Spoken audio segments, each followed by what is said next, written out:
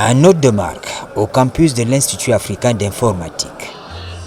Le professeur Sarambi Agnan Agbo, de nationalité camerounaise, commissaire à l'Union africaine en charge des ressources humaines, des sciences et technologies, est descendu pour la 3e fois au campus d'Nkolanga dans la périphérie de Yaoundé. Au menu, un échange direct avec les apprenants de l'Institut sur les questions d'entrepreneuriat et d'éducation en rapport avec l'agenda 2063 de l'Union africaine. Deux choses marquent cette journée. D'abord, la présence de la personnalité et ensuite le message fort qu'elle a véhiculé. Ce que je vais dire, du moins, c'est que nous sommes prêts à accompagner le monde dans le combat contre la Covid-19 à travers des applications à la pointe de la technologie telles que les applications de e-learning, telles que les applications de e-commerce et bien d'autres. Les apprenants, nombreux à la rencontre, sont invités à s'investir dans la lutte contre le coronavirus en créant des plateformes numériques capables d'accompagner la riposte digitale. Une aubaine pour l'émergence digitale au Cameroun et pour l'Institut africain d'informatique. La visite du professeur Sarah Agnan Agbo, commissaire de l'Union africaine en charge des ressources humaines, des sciences et technologies, pour nous revêt un caractère fondamental. D'abord parce que l'Institut africain d'informatique est une école qui a été créée par les chefs d'État africains le 29 janvier 1971 à Fort Lamy. Fort Lamy, c'est l'ancienne appellation de N'Djamena.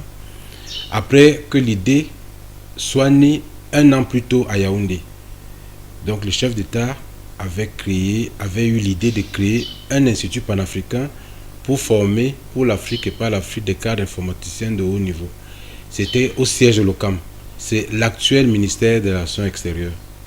Donc un an plus tard, aussitôt pensé, aussitôt dit, aussitôt fait, les chefs d'État ont signé la convention de création de l'Institut africain d'informatique et ont donc décidé dès lors que Libreville devait être le siège et que des représentations nationales pouvaient se créer au fur et à mesure du développement de l'Institut et par conséquent des accords de siège seraient signés de façon progressive dans les autres États pour donner la possibilité à tous les États de bénéficier du label de l'IAI.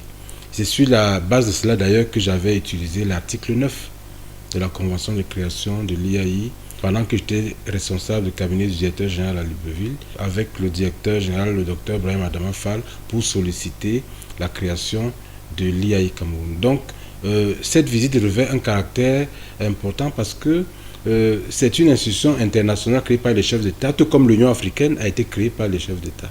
Donc le professeur Sarah Agnan Agbo s'intéresse depuis quelques années à notre institut à cause de la promotion et de la vulgarisation de la formation informatique, l'accès massif à l'utilisation du numérique devrait être aujourd'hui l'une des priorités. Aujourd'hui, Covid-19 nous démontrer que le numérique doit être un véritable outil pour pouvoir automatiser nos procédures, pour rentabiliser nos différentes productions et mieux communiquer d'ailleurs, d'autant plus qu'on parle de l'émergence à l'horizon 2035.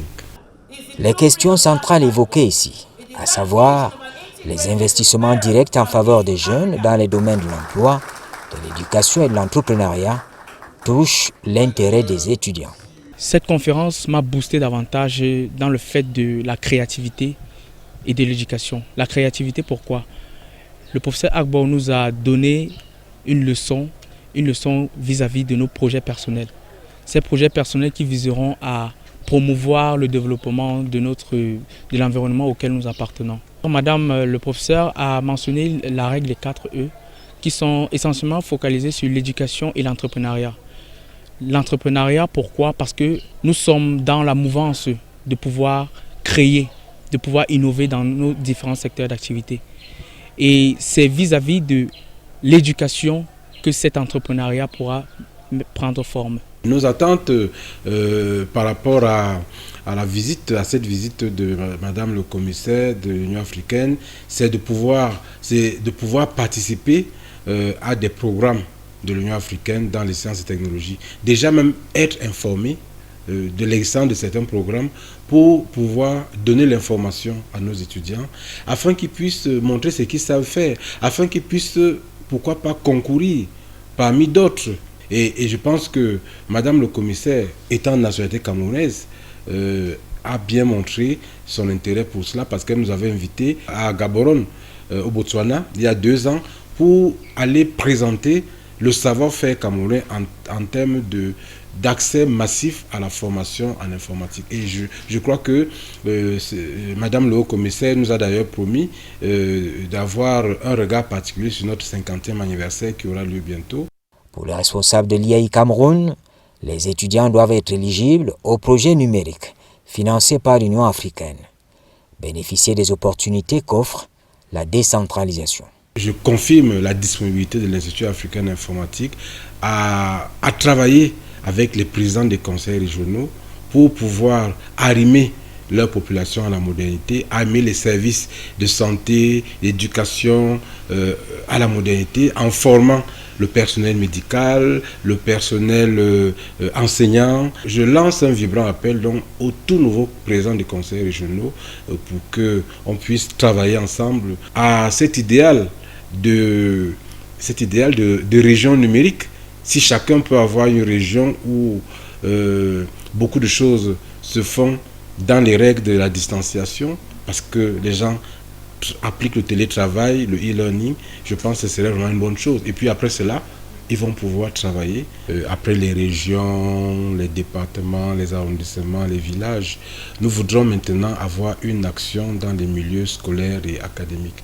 Nous voulons lancer des points focaux dans la quasi-totalité des établissements scolaires du Cameroun, de façon progressive, bien sûr. Vous avez vu, nous l'avons lancé avec le professeur Justine Difo il y a quelques semaines dans les hauts plateaux, c'était à Baham, où nous avons lancé des points focaux pour 4 lycées des hauts plateaux, et nous allons le faire de façon progressive dans les autres départements. Et je crois que c'est ce que la première dame voudrait qu'on fasse. Mais nous n'allons pas oublier les couches dites défavorisées. On va continuer à travailler avec les sourds-muets de Nkolme-Banga que nous avons formés il y a quelques années. Nous allons continuer à travailler avec le CERAC, la Fondation Chantal Biya. Et je pense que c'est l'un des objectifs de notre première dame, qui est la marraine nationale de MIGEF 2035. Et n'oubliez pas que à ce jour, avec l'opération 100 000 francs et MIGEF 2035, nous sommes à près de 350 000 personnes formées sur l'ensemble du territoire national, jusque dans les villages. Et ça, c'est important.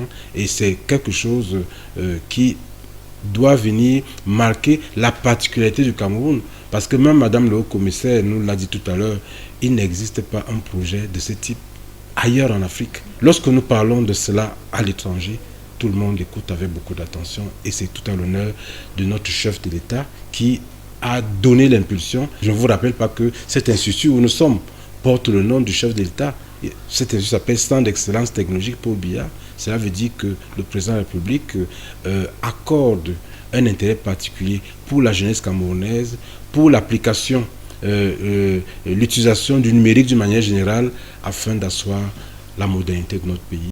On reconnaît que le Cameroun, dans la promotion de l'économie numérique, a fait de grands pas, du fait de la volonté et des choix politiques de ses dirigeants. I really want to thank the Cameroon government, particularly our head of state, President Paul Biya. Je voudrais ici remercier les autorités camerounaises et particulièrement notre chef de l'État, son Excellence Paul Biya, pour le soutien constant au projet développé par IAI. Vous imaginez que 11 pays se sont mis ensemble pour fonder cet institut en 1971. 50 ans après, les enfants formés ici accompagnent le développement durable du Cameroun. For sustainable development En ma qualité de commissaire à l'Union africaine en charge des ressources humaines, des sciences et technologies, mon mandat, c'est un peu le renforcement des capacités des ressources humaines qui prend en plus les écoles à l'exemple de IAI, creuser des savoirs, centre de formation des entrepreneurs capables d'affronter le marché de l'emploi.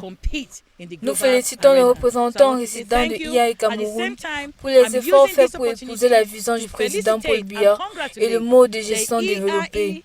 Et je suis convaincu que la vision de IAI Cameroun est la même que celle du président de la Commission de l'Union africaine, Dr Moussa Faki Mahamat, qui a lancé l'initiative 1 million d'ici 2021, visant des millions de jeunes Africains avec des investissements directs dans des domaines tels que l'emploi, l'entrepreneuriat, l'éducation et l'engagement en tirant parti de partenariats et d'opportunités du secteur privé.